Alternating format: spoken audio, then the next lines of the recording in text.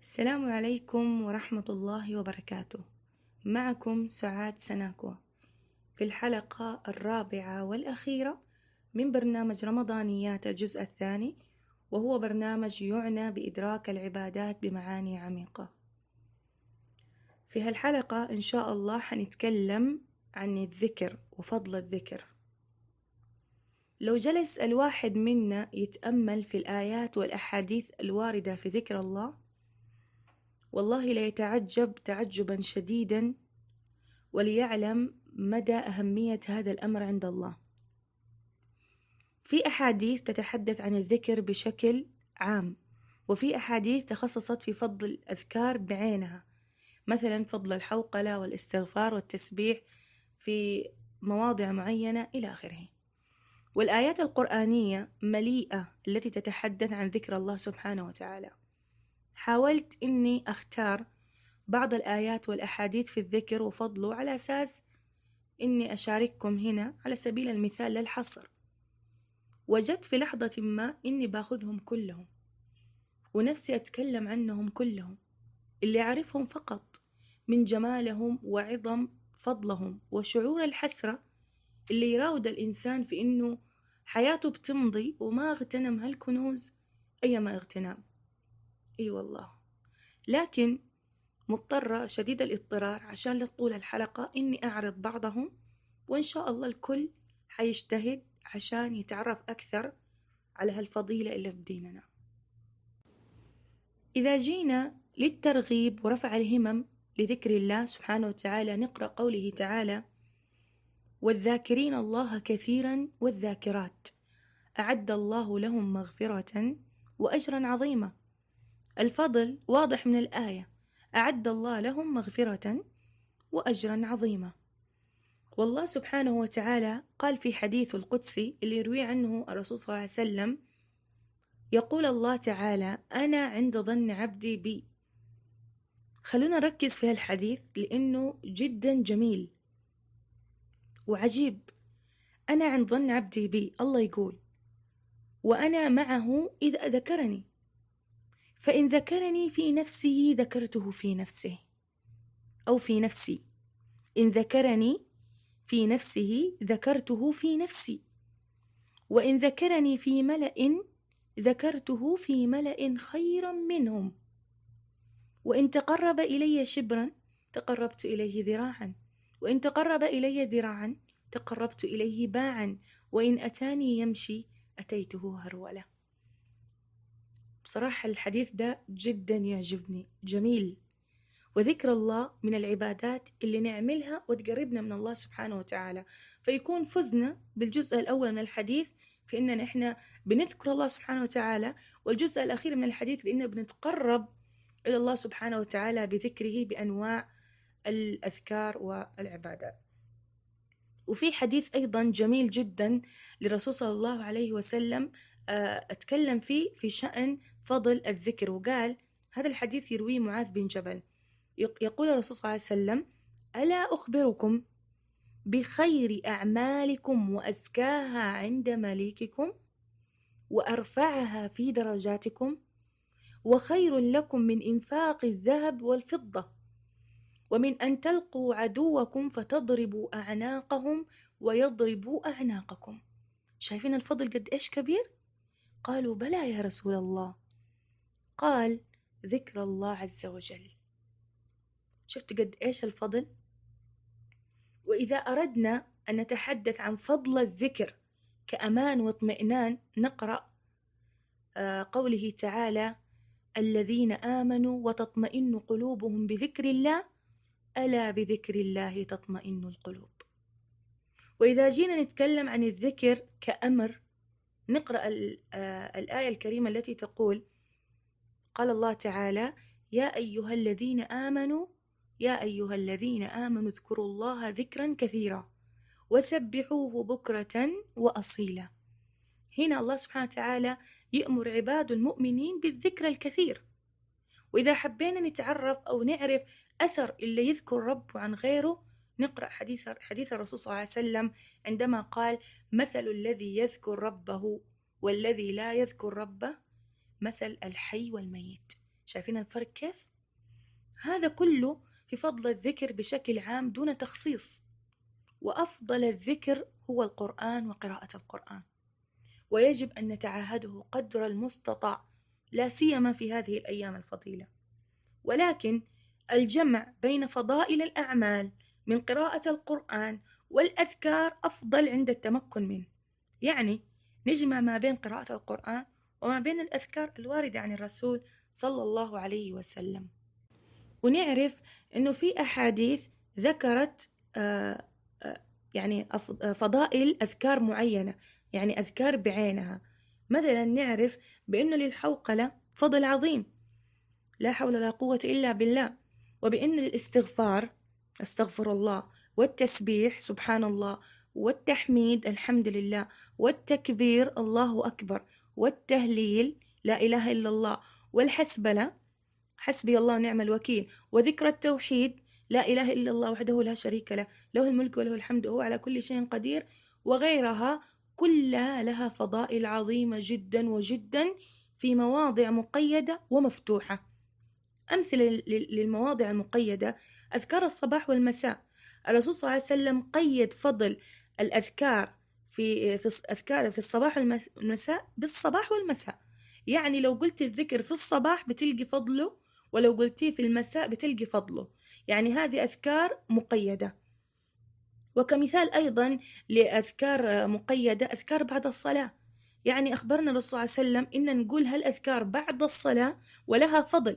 لو قلنا الأذكار دي بعد الصلاة بنلقى فضلها، وأغلبها تدور في التسبيح والتحميد والتكبير باختلاف العدد واختلاف الفضل. مثلا مثال قولي صلى الله عليه وسلم: من سبح الله دبر كل صلاة مكتوبة 33، وحمد الله 33، وكبر الله 33، فتلك 99، وقال تمام 100: لا إله إلا الله وحده لا شريك له، له الملك وله الحمد وهو على كل شيء قدير. إيش الفضل؟ غفرت خطاياه وإن كانت مثل زبد البحر. أيضا هناك حديث آخر له فضل آخر: معقبات. قال رسول الله صلى الله عليه وسلم: معقبات لا يخيب، هنا الفضل، لا يخيب قائلهن أو فاعلهن دبر كل صلاة مكتوبة 33 تسبيحة، 33 تحميدة، 34 تكبيرة. وأيضا حديث آخر يروي أبي هريرة رضي الله عنه بأنه مجموعة من الفقراء جو لرسول الله صلى الله عليه وسلم فقالوا: يا رسول الله، قالوا: يا رسول الله، ذهب أهل الدثور اللي هم أصحاب الأموال والأغنياء، ذهب أهل الدثور بالدرجات والنعيم المقيم. الرسول صلى الله عليه وسلم قال لهم: قال: كيف ذاك؟ قالوا: صلوا كما صلينا، وجاهدوا كما جاهدنا، وأنفقوا من فضول أموالهم وليست لنا أموال. قال الرسول صلى الله عليه وسلم: يعني خلونا دحين نسمع الفضل، قد إيش الفضل كبير.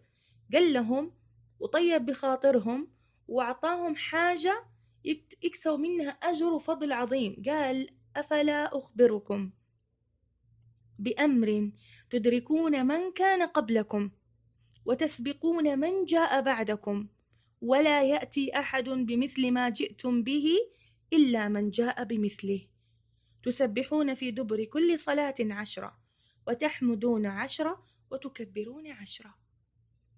شايفين باختلاف الأحاديث واختلاف أعداد التسبيح والتكبير والتحميد في اختلاف للفضائل أيضا.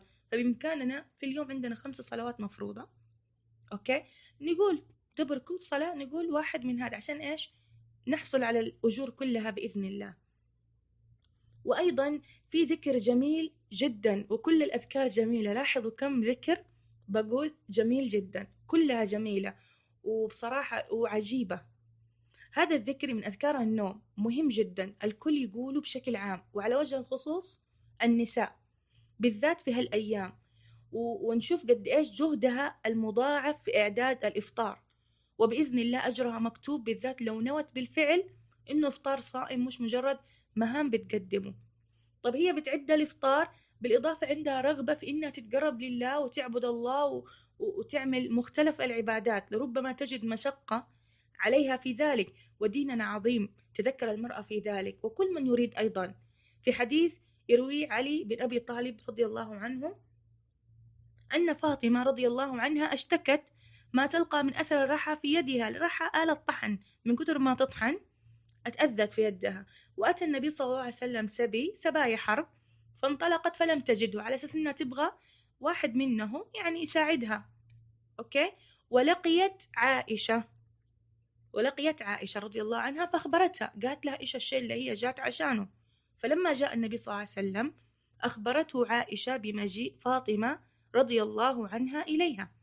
فجاء النبي صلى الله عليه وسلم، دحين علي بن أبي طالب بيقول رضي الله عنه، فجاء النبي صلى الله عليه وسلم وقد أخذنا مضاجعنا، يعني خلاص جو يناموا، فذهبنا لنقوم.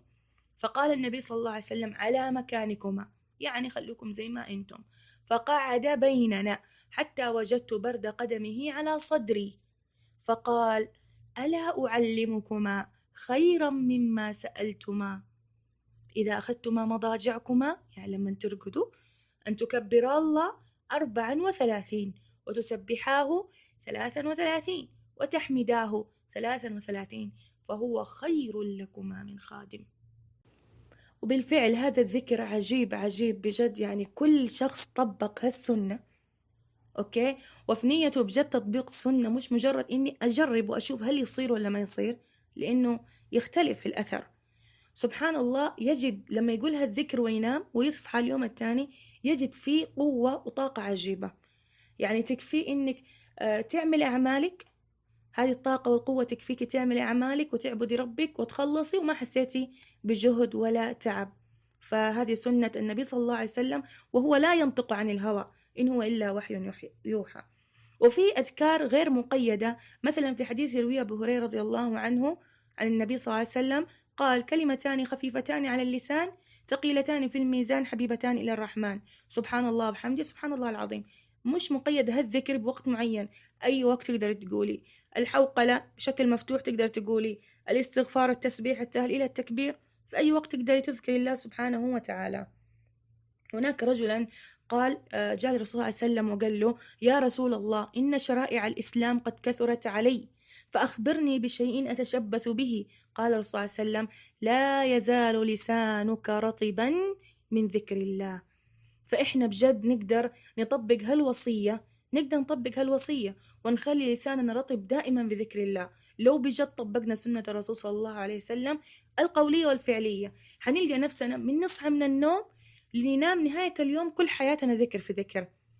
إذا تقلبتي في النوم وصحيتي له ذكر، إذا صحيتي له ذكر، دخول الخلاء وانتم بكرامة ذكر، خروج منه ذكر، بدء الوضوء بسم الله ذكر، الانتهاء منه ذكر، بعد الصلاة ذكر، عند الأذان ذكر، بعد الأذان ذكر، ذكر عند شرب الماء، عند الأكل والانتهاء منه، عند الخروج من المنزل والدخول، عند تبديل الملابس، لبس الجديد إلى آخره. كلها أذكار. لو حاولنا وحطينا جدول في إننا في كل شهر نطبق سنة أو سنتين ونتدرب عليها، يعني حننتهي إن شاء الله السنة وحياتنا ذكر في ذكر. هذا غير الأثر اللي حنلتمسه في حياتنا. ابن القيم رحمه الله ذكر لنا بعض فضائل الذكر وقال يطرد الشيطان ويقمعه ويكسره، يرضي الرحمن عز وجل، يزيل الهم والغم عن القلب، يجلب للقلب الفرح والسرور، يجلب الرزق، يكسو الذاكرة المهابة والحلاوة والنضرة، يورثه المحبة، يورثه المراقبة حتى يدخله في باب الإحسان فيعبد الله كأنه يراه. أيضا يورثه الإنابة، هي الرجوع إلى الله عز وجل، الرجوع إلى الله عز وجل. فمتى ما أكثر الرجوع إليه بذكره أورثه ذلك رجوعه بقلبه إليه في كل أحواله، فيبقى الله عز وجل ملجأه وملاذه ومعاذه وقبلة قلبه ومهربه عند النوازل والبلايا وغيرها من الفضائل. لذلك أوصيكم ونفسي بالاهتمام بالذكر قدر الإمكان في حياتنا بشكل عام، وفي هالشهر بشكل خاص لا سيما، وأننا مقبلين على العشر الأواخر وفضلها عظيم ولا يخفى على مسلم بإذن الله. نجتهد قدر الإمكان اقتداء بنبينا صلى الله عليه وسلم. فقد قالت عائشة رضي الله عنها كان النبي صلى الله عليه وسلم إذا دخل العشر أحيا ليله وأيقظ أهله وشد مئزره. ابذلوا جهدكم وتذكروا بأنها عشر وستنقضي بإذن الله، وفيها من الفضائل التي سنشعر بالحسرة لا شك إن تكاسلنا في الاجتهاد فيها. هذه العشرة فيها ليلة خير من 1000 شهر، يعني أكثر من 80 سنة وقيل 83 سنة، وهي لحكمة من الله مجهولة. إذا أدركتيها وأنت مجتهدة فيها بجميع العبادات غنمتي وفزتي بإذن الله. وعشان تدركيها اجتهدي في العشر كلها، لا تخصصي ليالي وتر عن غيرها، لا تقولي بس ليالي الوتر حقوم فيها، لا، اجتهدي في العشرة كلها اقتداء بنبيك، وفرصة أكبر لك إنك تدركي هذه الليلة العظيمة. فعن عائشة رضي الله عنها قالت: قلت يا رسول الله، أرأيت إن علمت أي ليلة ليلة القدر ما أقول فيها؟ قال: قولي اللهم إنك عفو كريم تحب العفو فاعف عني، فأكثروا من هذا الذكر طيلة العشر. أعينوا نبيكم على أنفسكم، أعينوا نبيكم على أنفسكم بكثرة السجود في حياتكم عامة، وفي هذه الأيام خاصة، لتفوزوا بمرافقته بالجنة، ولتغنموا بباقي الفضائل والأجور. اغتنموا جميع مواضع الدعاء والسجود، وتحروا أوقات الإجابة ووقت النزول الإلهي. أخبروا الله بكل شيء، حتى تلك التي لم تبوحوها لأنفسكم. احشدوا مطالبكم ورمموا أجزاءكم المهترئة برفع أكف الضراعة لله، ولن يردكم صفرا، وتحسسوا الفرج بعدها. رطبوا ألسنتكم بذكر الله دائما، في تعبكم وفرحكم، وفي شدتكم ورخائكم، في كل لحظة تمر عليكم قدر الإمكان. تعاهدوا القرآن، وأنعشوا خلايا جسدكم، أنعشوا أرواحكم وقلوبكم. أفعلوا كل تلك الأمور وقلوبكم حاضرة تشهد، لأن غيابها يغيب استشعاركم للعبادة، وستغيب أغلب الفضائل. فالذكر والصلاة والقرآن والدعاء يحتاج لحضور القلب. أسأل الله سبحانه وتعالى أن يعيننا على قيام وصيام ما تبقى من الشهر، وأن يبلغنا ليلة القدر، وأن يتقبلنا ويكتبنا من عتقائه من النار. اللهم آمين. كل الطمأنينة